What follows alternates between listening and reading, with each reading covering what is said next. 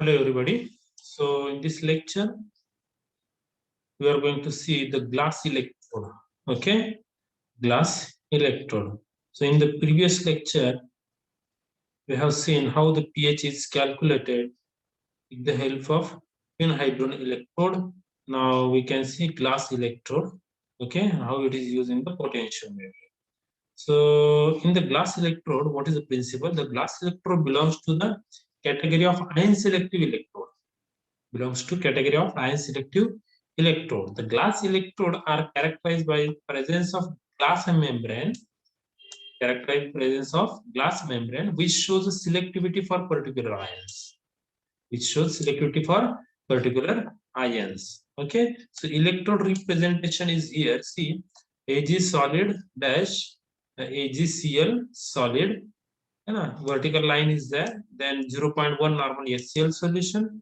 Then again vertical line is there. Then there is a glass membrane. Again one vertical line is there. Then there is a test solution. Okay. So to find out the pH of solution, this electrode representation. So here it is combined. This electrode is combined with the saturated calomel electrode. It is combined with the saturated calomel electrode. See what happened now.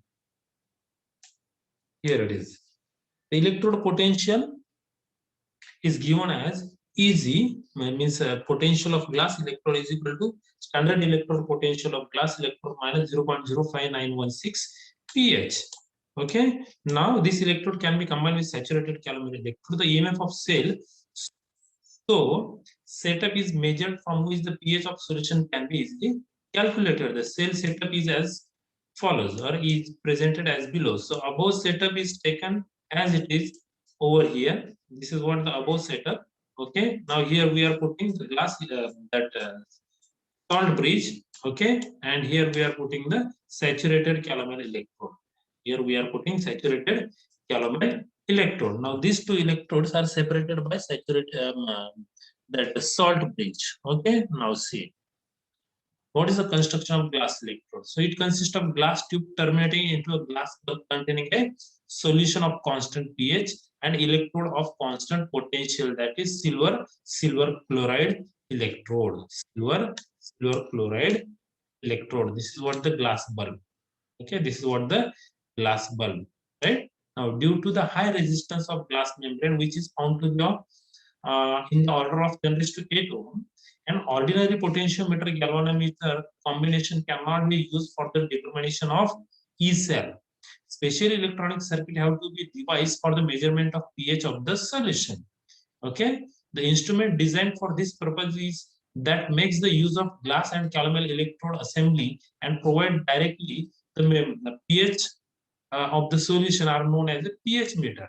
The special instrument is devised by using this assembly that is called a pH meter. Okay, and we directly provide as the pH. So what happens here? See now, this is a glass electrode. Okay, and here it is a calomel electrode. Okay, and this is the experimental solution. Okay, so this is what glass calomel and calomel electrode system. What is the mechanism of functioning? Here it is, the function of electrode. The mechanism of operation of electrode is believed to be exchange of hydrogen ion of the solution with sodium ion of the glass. Okay, or the exchange occur on the both side of the membrane, that is for the internal as well as for the test solution. Extent of the exchange will depend upon the total H plus ion concentration in respective solution. The result is development of potential that is similar to the junction potential at each surface. At the each surface of the glass, there is a development of junction potential. That junction potential is developed due to which ions, H plus ions and the sodium ion, which are present at the either side of the glass surface. As long as the activity of water on both sides of the glass membrane are equal, there will be no response, or the response of the electron remain proper. Okay, whenever ion other than hydrogen ion participate in the exchange process, the response of electron changes, and it also changes when the activities of water on the both sides of the glass membrane is not equal.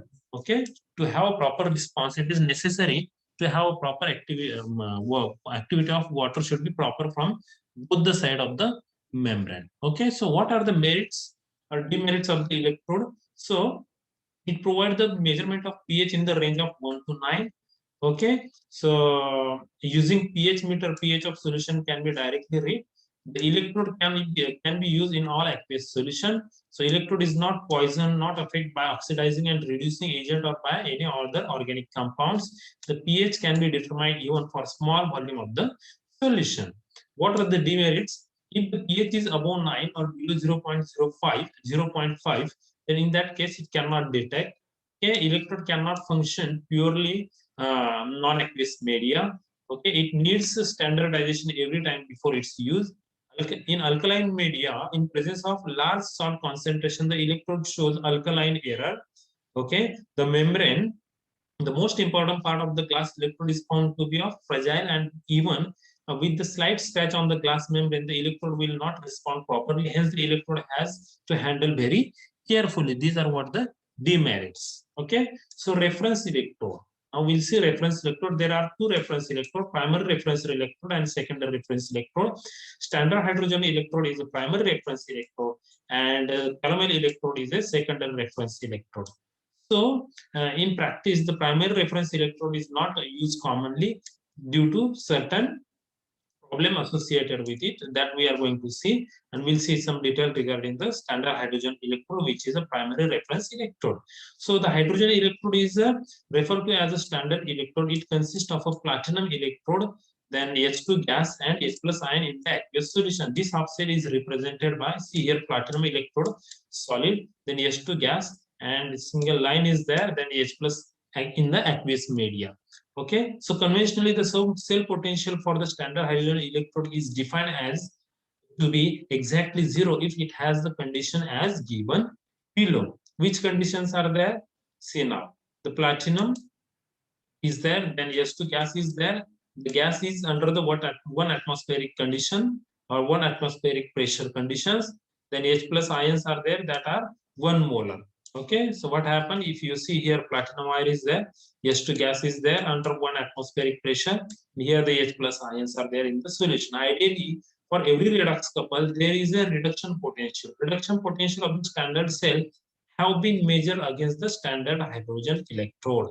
Reduction potential of standard cell have been measured against the standard hydrogen electrode. What are the limitations associated with, and hence we are not using this much commonly. So hydrogen electrode is difficult to set up and work with. Okay, it cannot be used in the solution containing oxidizing and reducing agent. This is also very big problem. The unsaturated organic compounds and the compound containing sulfur and arsenic can also not be, means in presence of that compounds, it cannot be used. These are what the limitations associated with the standard hydrogen electrode, and it is primary standard. Okay, so as I told you that the secondary reference electrode is a calomel electrode. Okay, so if you see here in the diagram, so calomel electrode, here it is an electrical junction. Okay, it is a bung that you can say as a stopper. Okay, now this is a glass tube. In the glass tube there is one more glass tube, okay, through which the platinum wire is going in the downward direction or towards downward. Okay, so here is a mercury in it. See, this is what the mercury, and below that there is a mercury chloride, then there is a porous plug below that. Okay, then that is the dipped into the saturated aqueous solution of the potassium chloride, and there are the crystal of potassium chloride placed at the bottom of this tube. Okay, here is the porous plug again at the bottom of this tube. Okay, so this is what the saturated calomel electrode. It is a secondary reference electrode. Okay, and it is defined as the electrode whose potential is measured against the standard hydrogen electrode. Remember, its potential is determined against the standard hydrogen electrode and can be used to measure the potential of the other electrodes. Okay, most commonly used secondary reference electrode are the calomel electrode, then silver chloride, then mercury sulfate electrode. These are the most commonly used secondary reference electrodes. The calomel electrode is very easy to work with and it can be used in any solution. This is what the advantage of this electrode. So it consists of a thin platinum wire sealed through the glass tube, which is in the contact with the mercury and mercury chloride paste. Okay, that is here in the bottom. Okay, this tube is enclosed in a wider glass tube filled with the saturated KCl solution and having the crystal of KCl. Okay, and at the bottom there is a porous plug at the base. Okay, so or at the bottom. So this is what the concentration of KCl solution may be 1 molar, 0.1 molar, or it may be saturated. The potential of the calomel electrode varies with the change in concentration of KCl solution. If you see in the below table, see here KCl is a saturated, KCl is 1 molar, and KCl is 1 molar and KCl is 0.1 molar. The potential in the volt you can observe for a saturated KCl, it's a 0.242. Here it is a 0.282, and here it is a 0.338. So this is what the potential of the saturated calomel electrode also varies with the vary in concentration of KCl solution. Saturated calomel electrode is represented here as Hg dash Hg to Cl2 solid oblique KCl saturated. Okay, saturated calomel electrode is a secondary reference electrode, and it is the most commonly used reference electrode in the practice in all the laboratory. Okay, so this is what all regarding the saturated calomel electrode as a secondary reference electrode, then standard hydrogen electrode as a primary reference electrode. Okay, so again we have seen the glass electrode and its a construction and its a principle we have studied. Again we have seen the quinhydrone electrode. Okay, so I think this is enough for this lecture. So remaining part I will continue in the next lecture. Thank you.